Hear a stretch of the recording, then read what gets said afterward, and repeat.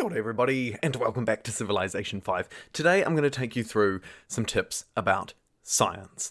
Not the really basic stuff like build a library, but some of the more advanced tips. Some of them are kind of straightforward, but some of them are quite advanced. And I just want to take you through basically how to keep up good science, right? Not just how to generate science, build a library, but how to maintain science and how to ensure that you have a lot of it through into the late game.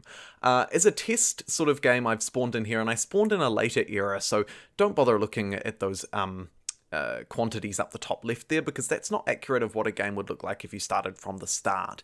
But I think it's important for me to dive into this save file nonetheless, and I'll show you why in a minute. My first tip is to maximize city growth. If you don't maximize city growth, you won't have the population to sustain a good science output.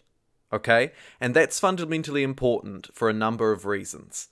Now, how do you maximize city growth? Well, you want to prioritize building the early buildings that give food, right? And then also your science buildings, of course, but really more importantly as well, workers, because the more tile improvements you build, the more population you can sustain, and the more scientists you can sustain. Let me show you. So buildings, obviously you want to build things like the aqueduct, right? Fundamentally important. It provides food to your city. The lighthouse in this case does too. So build those food buildings. And then you can use your population later in the game to give you science. So for example, I have 2 specialist scientists in the university, each one giving me +7 science per turn. Now, I wouldn't be able to maintain these specialists if it weren't for the fact that my city has enough high-yield food tiles, like this one, to keep growing. Because every citizen that is working as a specialist is not working a tile. So you need to make sure that you have the population to keep working tiles, keep producing food, or production, or gold, whatever it is, so that you can have more pop to use as specialists. So here, for example, I don't have a pop working this public school because my extra food per turn isn't particularly high. And if I want to divert pop towards here, I'm losing pops from my other specialist buildings. And you can see if I want to work all 3 of these at the moment in this city, it would starve. So, and then that's sort of part of the reason, like, I started in a later era, so I haven't started from the very start. But your cities really should be built with food, science buildings, of course, right? Absolutely, build your lighthouse, build your so on and so forth, but you really need to maximize growth, because growth is key to having specialists. And man, look at the yields that the specialists produce. And this is still like relatively early in the piece, and I don't have all the policies or anything, so these guys can get insane. So make sure you have growth to have specialists. Next up, and I've touched on it slightly already, is to utilize your workers. In a normal game, at turn 100-ish, you should have more than 3 workers probably. And that's because tile yields not only can provide science, but they can provide that growth that I was talking about, right? So farms are your big one. Here's a farm. It turned a crappy tile into a +2 food tile. But of course, there are better farms than that, right? So if I were to farm this wheat tile, it would be giving me +4 food. I mean, outstanding. Like, really, really outstanding.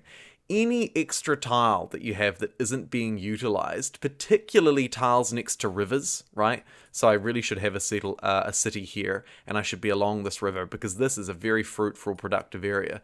These guys hadn't stolen it, right? But yeah, farms along rivers are especially important, which brings me into my third tip, and that is prioritizing the right technologies. So of course, in a science game, as you're building through science, right, and you start off from the start, you're going to want to get pottery, which gives you the granary, and then you can work your way through into writing to get the first science building, the library, potentially the Great Library. And you work your way through, you pick up education, which is the next key one. Build your way through to scientific theory, which lets you build the public schools. Again, more science and more specialists. And finally, you'll work your way through into the late game tech tree. Plastics and the research lab, really important. And obviously there's some late game science techs that you'll need if you want to win with science, but also just more broadly, the bonuses that they provide, really good stuff. But that plastics one is sort of the final key one. However, there are some non-science policies that will directly impact your growth and therefore the number of specialists you have. Two in particular that I think are really important. The first down here is civil service, and that's really important because food from farms is increased by 1 where farms are built on a river, and food from the terrace farm is increased by 1 when there's access to fresh water. And then economics is really powerful because of... where am I? Because how did I get lost in it? I was like, economics? That can't be right. Fertilizer. Fertilizer is the one I was actually looking for. Right. Pasture food, up 1. Plantation food, up 1. Food from a farm with no access to fresh water is up 1. And terraced farms as well. So basically what that means is +1 food for all farms, regardless of whether they were built on a river or not, right? So all of these farms, like this one here that I built on crappy tiles, will provide +1 food. Now that's massive for your growth. So keep focusing on your growth buildings and those growth techs.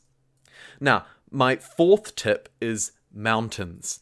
Heavily underrated and hard to find, right? In this spawn, I didn't really get one. I could go down here and grab this one, or perhaps up here next to side on. This would be actually not a bad spot, right? Kind of productive, some good tiles, lots of food, and a mountain. If you build your city right next to a mountain, this tile would be probably quite a good one if this guy wasn't right here. We can deal with that. Because you can build the observatory. The observatory is a late game science building that can only be built in cities that are built adjacent to a mountain, right? Not hills, but an actual mountain. And they give plus 50% science in that city. That it's just incredible. So absolutely, build near mountains if you can, right? You should prioritize it relatively low on your list of, you know, like you want luxuries, you want maybe a river, but absolutely, if you can find a good spot with a mountain, take it. And then my last thing, tip number 5, is the relationship between culture and science. Now, at first, in the early game, again, maximize your growth. Either take, probably tradition is the best one to go down for smaller empires, which you probably will be, but Liberty has some good ones too. But then, of course, you want to focus in on rationalism, and you really want to focus hard on rationalism. Of these 4 sort of advancing social policy trees, rationalism's by far the best, right? Commerce, pretty good. Exploration, aesthetics, maybe special cases. But rationalism, absolutely focus down rationalism and then move through into your ideology and do the same thing. You can see adopting rationalism gives you plus 10% science when the empire's happy. Great. Adopting all of it gives you bonuses like the porcelain tar wonder, which is fantastic. But here, look at this. Plus 2 science from specialists. Remember those specialists that were working in our universities? They can all have plus 2 science. Right? Amazing. Absolutely amazing. Also, plus 17% science from universities, equally as good. Those are my top 5 tips, and I'll run through them again at the end of the video before I beg you for a like. Please like. Oh, I did it first. Maximize growth. That is the one thing. If you take anything away from this, take that. Maximize growth gives more science output and more specialists. Utilize your workers to help you do that. Build farms. You should have around 4 of them or more by turn 100. Steal them from city-states if need be. Civil service and fertilizer are going to be your key techs outside of the obvious science ones. Mountains allow you to build observatories and provide plus 50% science in the city where an observatory is built. And, of course, lastly, as we just discussed, make sure you use your social policies to favour growth and then science.